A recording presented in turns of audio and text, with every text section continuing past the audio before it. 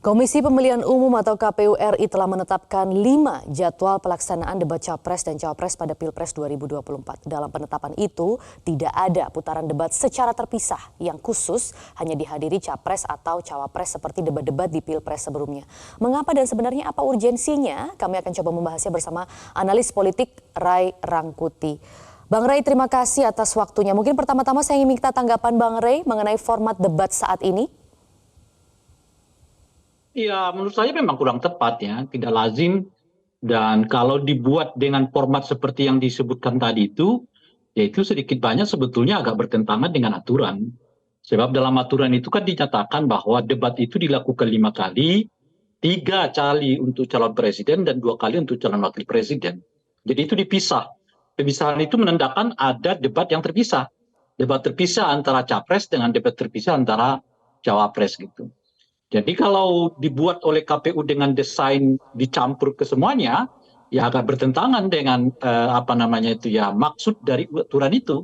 Maksud dari Baik. aturan itu kan malah dipisah sebetulnya. Jadi tidak ada kata di situ misalnya debat calon presiden beserta dengan wakil presiden. Jadi kata beserta di dalam redaksinya itu tidak bersama dengan kata beserta, tapi dan gitu. Debat calon presiden dan wakil presiden. Jadi itu mestinya memang dibuat terpisah gitu. Baik, menanggapi hal itu Bang Ray, KPU ini mengatakan sebenarnya tetap akan ada porsi debat Capres dan Cawapres. Namun memang tidak secara terpisah, hanya dibedakan porsi bicaranya. Nah jadi sebenarnya menurut KPU ini tidak menyalahi undang-undang. Karena di undang-undang juga tidak diatur sebenarnya mekanismenya itu harus seperti apa. Apakah memang rekanan atau partner dari pasangan ini tidak boleh menemani begitu. Nah tapi menurut Bang Ray, apakah ini menyalahi aturan undang-undang? Ini kan persoalannya nggak selalu harus menyalahi undang-undang atau sesuai undang-undang ya. KPU jangan berpikirnya jangan begitu. Berpikirnya itu apa yang paling bagus bagi kepentingan publik gitu loh. Di atas soal apa namanya itu. Kalau aturannya nggak melarang, aturannya juga nggak membolehkan. Jadi cara berpikirnya itu apa yang paling diinginkan oleh publik, apa yang diharapkan oleh publik. Nah sekarang ini kan publik sebetulnya lebih tertarik pada debat calon wakil presidennya. Sehingga kan lebih banyak orang nunggu peristiwa itu terjadi dibandingkan dengan peristiwa debat calon presidennya begitu. Jadi kalau Baik. mestinya KPU membaca minat publik itu, justru debat calon wakil presidennya itu mungkin menurut saya lebih diperkuat dibandingkan dengan debat calon presidennya begitu. Itu cara baca. Jadi bukan tidak selalu melulu oh nggak dilarang undang-undang, oh nggak diperbolehkan undang-undang dan sebagainya. Nah itu yang pertama tuh. Nah yang kedua, kalau dibuat debat dengan model yang sama, dihadirkan keseluruhan calon presiden wakil presidennya, bukankah itu justru membosankan? Padahal salah satu yang dihindari oleh KPU itu kan supaya debat itu tidak terlalu membosankan gitu. Nah Baik. kalau dalam setiap debat dua-duanya hadir, justru itu mungkin mengundang kebosanan orang. 2 kali, 3 kali orang lihat dengan model yang sama aja, mungkin orang udah meninggalkan, udahlah yang ketiga, keempat, kelima dengan terlalu penting lagi. Lalu paling Baik. begitu-begitu juga gitu ya. Nah oleh karena Berarti itu bicara debat soal terpisah itu jadi efektivitas penting begitu tetap ya Bang Ray ya supaya maksudnya ya? iya supaya tidak ada kebosanan gitu ya. Nah yang Baik. ketiga, justru kalau dibuat dengan model seperti yang dibayangkan oleh KPU, lebih rumit lagi teknis mengaturnya. Pertama begini, bagaimana membuat alokasi waktunya? Kalau sekarang misalnya waktunya 150 menit, 100 menit untuk calon presiden, 50 menit untuk wakil presiden. Lah itu ngetok-ngetok palu ujangnya nanti bagaimana?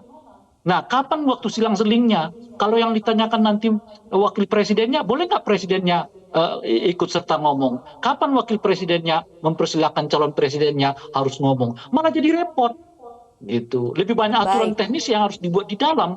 Alih-alih Baik. kemudian mengefisienkan, yang ada adalah membuat debat itu makin bertele-tele. Karena lihat dulu, jam lagi, ini giliran wakil presiden, ini giliran presiden, nanti wakil presiden lempar kepada presiden menjawab, lalu lempar lagi wakil presiden, jadi Oke. repot gitu. Jadi Nah, menurut oleh Bang karena itu Ray, bagi saya, kalaupun jika tetap mau dibuat dalam satu pasangan gitu, itu bisa dibuat formatnya 2-2-1. 2 untuk calon presiden, 2 kali untuk calon wakil presiden, 1 kali bersamaan gitu, presiden dan calon presiden dan calon wakil presidennya gitu. Baik, baik Bang Rey. Jadi menurut Bang Rey, jika memang debatnya meskipun sebenarnya porsi bicaranya akan dibanyakan begitu ya. Misalnya kalau sedang temanya debat capres, berarti porsi bicara capres yang lebih banyak dan sebaliknya. Nah, menurut Bang Rey jika keduanya bersamaan itu tidak akan efektif. Lah iya kan jadi repot. Oke. Aturan teknisnya malah lebih repot. Misalnya begini, ngaturnya di mana? Kan kalau totalnya 150 menit, taruhlah kita atur 100 menit untuk capres atau cawapres. Baik. 50 menitnya untuk calon presiden atau calon wakil presidennya. Nah, untuk TikToknya bagaimana? Kalau kelebihan waktu bagaimana? Kalau yang di Oke. sana nanyanya kepada calon presiden, tapi si calon presiden lemparnya ke presiden, boleh apa enggak? Lebih Baik, banyak lagi dimengerti Bang aturan di Rey. bawah yang harus diatur gitu. Nah, itu Bang yang Rey, membuat repot tapi nanti KPU ini karena mengatakan perpindahan ini. keputusan ini tuh sebenarnya merupakan kesepakatan pembicaraan KPU dan juga tim ses. Nah, apakah ini dibenarkan? Bagaimana keterlibatan Dan dua DPR juga di sini begitu? Dan dua tim sel sudah mengatakan menolak bahwa mereka nggak menyetujui format itu kan. Lalu justru pertanyaannya, keputusan mana sebetulnya yang dibacakan oleh KPU? Kan Baik. ada dua tim tim juru bicara dua paslon yang mengatakan menolak format ini. Lalu kesepakatan mana sebetulnya yang dibacakan oleh KPU? Gitu. Mhm. Kalau dari aturan mengenai undang-undangnya, ini kan undang-undangnya sudah disepakati KPU dan juga DPR begitu ya. Nah, Ketua DPR Puan Maharani juga mengatakan seharusnya KPU tetap berpegang teguh pada undang-undang. Hanya mengatakan seperti itu tanpa Enggak, ada kedetailan ya mengenai hal itu. Nah, sebenarnya kalau Bang Rey melihat, sebenarnya harus kalau ini bagaimana sebetulnya kan aturannya antara KPU, tim ses dan juga DPR begitu ya dalam mengatur debat dan juga kampanye dari pasangan calon ini. Nah, kalau aturannya KPU itu nggak bisa dipersalahkan memang. Kalau merujuk ke aturan. Jadi kalau KPU mengatakan nggak ada yang salah kami lakukan, iya memang. Kan kita nggak bicara salah dan tidak salah. Oke, jadi mengganti Jadi format mereka ini tetap sebenarnya juga buat nggak butuh lima, persetujuan calon DPR, Bang presidennya Rey. tetap ada. Kenapa? Jika mengganti format seperti ini juga tidak membutuhkan persetujuan DPR begitu misalnya. Ya, karena ini aturan teknisnya. Baik, Kalau merujuk ke undang-undangnya nggak ada yang mereka langgar. Makanya saya mengatakan ini kita nggak bicara boleh nggak boleh. Bicara mana yang lebih diinginkan oleh publik, yang diharapkan oleh publik, yang dirasa lebih bermanfaat kepada publik. Itu yang saya katakan tadi. Nah, kalau itu yang jadi bahan diskusinya, kembalikan ke format semula. Calon presiden tersendiri, calon wakil presiden tersendiri. Kalaupun mau digabung, tinggal pilih. 2 kali calon presiden, 2 kali calon wakil presiden, sekali digabungkan gitu. Itu yang paling bermanfaat bagi publik sekarang gitu. Itu yang saya mau katakan. Kalau soal mereka apakah melanggar, memang tidak melanggar. Apakah ada aturan yang mereka tidak abaikan? Tidak terabaikan. Karena ini memang di bawah aturan teknis itu. Cara menyusunnya gitu.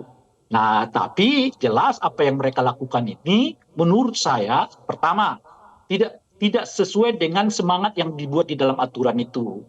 Di dalam aturan itu kalau kita buat redaksinya calon presiden dan wakil presiden artinya dibuat terpisah gitu. Jadi nggak ada kalimat serta di situ kecuali kalau disebutkan di redaksinya itu calon presiden serta wakil presiden itu artinya digabung gitu. Nah yang kedua tidak lebih efisien malah ini membuat bertele-tele gitu. Nah yang ketiga adalah soal justru yang diinginkan oleh publik kelihatan sekarang debat calon wakil presiden itu. Maka porsi baik. itu mestinya nggak diubah, nggak diganggu. Justru dibuat lagi lebih baik oleh KPU itu maksudku. Baik, Bang Rey, kalau begitu menurut Bang Rey sendiri apa urgensi perubahan format di Pilpres tahun 2024 ini? Karena kalau 2014 formatnya itu sebenarnya juga begitu ya, 2 bersamaan, 2 capres, 1 cawapres. 2019 juga seperti itu. Nah, mengapa tiba-tiba tahun 2024 ini berubah? Iya, saya juga nggak mengerti apa yang membuat KPU tiba-tiba membuat desain baru. Inovasinya sih, ya mau inovasi sih oke-oke aja, bagus ya. Tapi apa namanya ya? Baiknya inovasinya itu yang saya sebut tadi kriterianya justru yang lebih menguntungkan publik, yang lebih diinginkan oleh publik, yang lebih melayani publik. Inovasi ke arah sana yang harus kita dorong gitu. Jadi bukan inovasi yang sebaliknya gitu. Nah ini kan KPU berkesan mau membuat inovasi lah dalam debat ini. Is okay, bagus-bagus aja gitu. Cuman inovasi itu mestinya berangkat dari 3 yang saya sebutkan tadi itu. Lebih diinginkan oleh publik, lebih bermanfaat kepada publik, lebih efisien, lebih membuat publik tertarik gitu. Bukan sebaliknya menimbulkan semacam kegaduhan seperti sekarang ini gitu. Mhm. Bang Rey, format ini kan memang jika terwujud ya, tentunya juga akan menghilangkan kesempatan publik untuk lebih mengenal jauh masing-masing kandidat. Jadi hingga Ya, mengorbankan kepentingan tersebut, menurut Bang Rey sebenarnya apa yang harus dilakukan oleh KPU? pertama mereka harus merevisinya. Kan ini kan aturan di bawah APKPU sebetulnya. Jadi kalau mau mereka merevisi, nggak perlu lagi ada persetujuan DPR. Tinggal mereka revisi, tinggal mereka konsultasi, beritahu, rapatkan kembali dengan tim paslon masing-masing. Dari 3 paslon itu. Dipanggil lagi, karena begitu banyak protes masyarakat, ketidakpuasan masyarakat, berkenallah kiranya supaya kita ubah mekanisme ini. Karena debat ini bukan untuk partai, debat ini bukan untuk paslon, debat ini sebetulnya kan untuk rakyat gitu, untuk masyarakat para pemilih. Maka dengarkanlah kata-kata masyarakat pemilih ini gitu. Nah, masyarakat pemilihnya pinginnya debatnya dipisah, calon presiden terpisah, calon wakil presidennya terpisah begitu.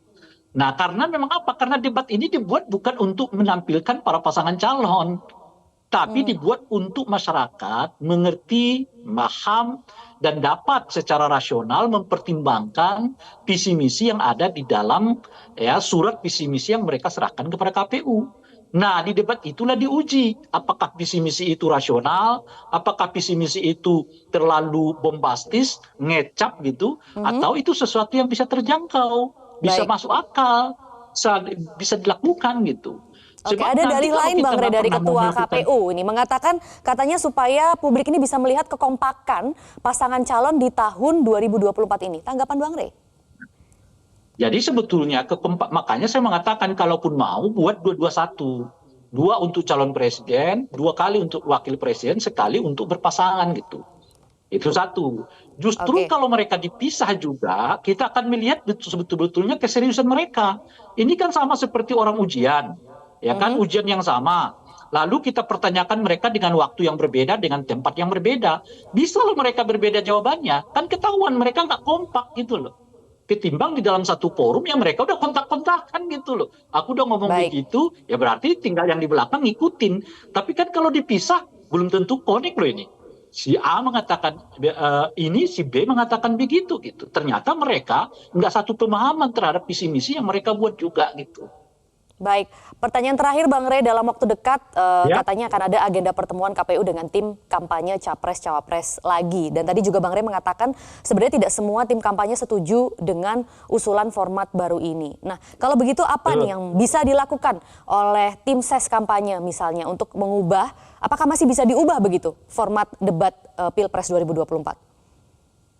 Sangat bisa diubah. Bahkan menurut saya ya 2 hari sebelum debat itu dilakukan masih mungkin mereka ubah. Jika itu yang menjadi harapan, kehendak, keinginan publik gitu. Makanya seperti yang saya sebutkan, andai kata pun ini sudah diputuskan, ya sudah keluar SK mekanisme debat ini, tata cara debat ini, masih bisa dibatalkan dan itu dan mudah dibatalkannya karena tidak perlu dikonsultasikan dengan DPR. Karena ini kan Baik. aturan di bawah PKPU gitu. Jadi KPU aja berserta dengan tim paslon-paslon itu menyetujui bahwa formatnya diubah, disesuaikan dengan apa yang menjadi harapan, kehendak, keinginan publik. Karena debat dan kampanye ini pada dasarnya tidaklah diperuntukkan bagi pasangan calon untuk memperlihatkan kejeniusan mereka, bukan, tapi demi kepentingan publik untuk menimbang mana visi misi yang rasional, mana visi misi yang dapat dilakukan, program yang Mhm. mungkin dilakukan, program yang connect satu dengan yang lain, juga program yang connect antara calon presiden wakil presiden. Jangan sampai nanti calon presidennya ngomong A, calon presidennya B, wakil Baik. presidennya ngomong B gitu. Makanya mereka dipisah supaya ketahuan cara pandang mereka ini sama enggak. Lalu setelah mereka dipisah nanti dipertemukan di dalam satu forum. Disitulah mereka kemudian diuji lagi soal keserentakan, kesamaan dan sebagainya dan sebagainya. Baik, baik. Analis politik Rey Rangkuti, terima kasih sudah berbagi informasi di Metro hari ini. Salam sehat Bang Rey. Jelajahi cara baru mendapatkan informasi. Download Metro TV Extend sekarang.